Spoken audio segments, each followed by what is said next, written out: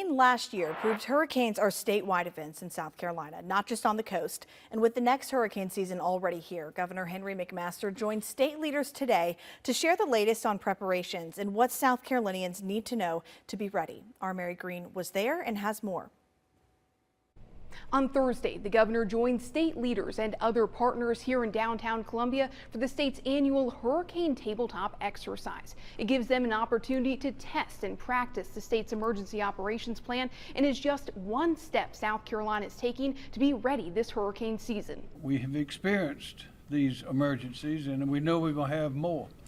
But we are ready, and we just want the people to be ready. South Carolina leaders emphasize annually that the impacts of hurricanes can and will be felt across the state. That reality was underscored last year with Helene, the deadliest storm in state history. I am satisfied and confident that we have done important work here today and that we are ready to respond to the citizens as needed this year. The director of the state's Emergency Management Division, Kim Stenson, says South Carolinians should take 3 important steps to prepare for this year's hurricane season. Prepare their homes, know their evacuation zone if they live in one, and remember their route to evacuate. If the governor gives an evacuation order, it has been made carefully with critical thought and with leadership looking at what's coming and how to protect the state of South Carolina.